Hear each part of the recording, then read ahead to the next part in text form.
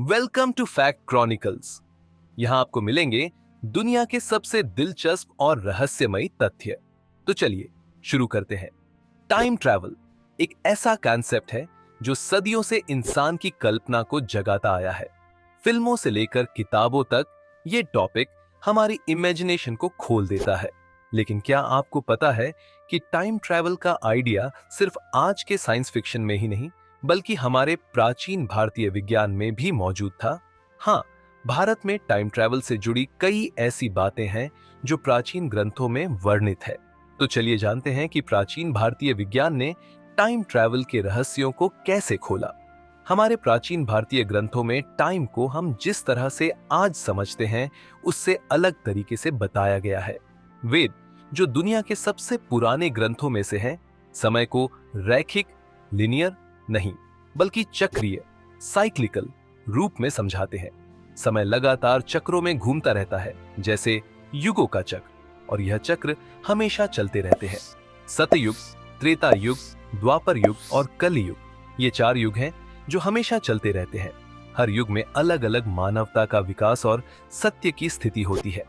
महाभारत में भी time travel से जुड़े कई दिलचस्प संदर्भ हैं। एक खास कहानी है जिसमें पांडव भाइयों की यात्रा का जिक्र है। राजा युधिष्ठिर और उनके भाई जब हिमालय की तरफ अपनी अंतिम यात्रा पर निकले थे तो उन्हें भगवान श्री कृष्ण ने समय और स्थान की सीमाओं को पार करते हुए मार्गदर्शन किया। इस यात्रा में उन्हें भूतकाल और भविष्य की घटनाओं का एहसास हुआ, मानो वो अलग अलग समय में यात्रा कर रहे हो। एक और दिलचस्प उदाहरण है कर्ण का, जो महाभारत के युद्ध में एक महत्वपूर्ण पात्र था। कर्ण का जीवन भी ऐसा लगता है जैसे समय की सीमाओं को पार कर रहा हो, जहां अलग अलग कालों की घटनाएं एक साथ मिल रही हो। भारतीय दर्शन में कला, काला शब्द का अर्थ समय और नियति दोनों से है। कहा जाता है कि कुछ महान साधु समय के पार जाकर अतीत और भविष्य को देख सकते थे।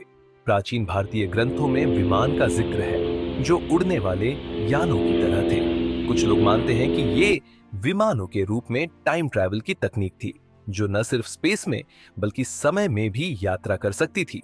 पुष्पक विमान, जो रावण के पास था, उसे कहा जाता था कि वह असाधारण गति से यात्रा कर सकता था, जिससे यह संभावना जताई जाती है कि उस समय की टेक्नोलॉजी समय को भी पार कर सकती थी।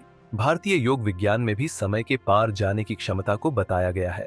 ध्यान, मेडिटेशन और संकल्प, इंटेंशन के माध्यम से योगी अपने मन को ऐसी गहरी अवस्था में ले जाते थे जहां वह अतीत और भविष्य दोनों को देख सकते थे। योगियों का मानना था कि समय एक मानव निर्मित अवधारणा है और गहरे ध्यान की अवस्था में मन समय की सीमाओं को पार कर सकता है। भारत के प्राचीन ग्रंथों में समय यात्रा से जुड़े उपकरणों का भी उल्लेख किया गया है। विमानिका शास्त्र और योग वासिष्ठ जैसे ग्रंथों में ऐसे यंत्रों का जिक्र मिलता है जो समय और स्थान के पार यात्रा करने के सक्षम थे।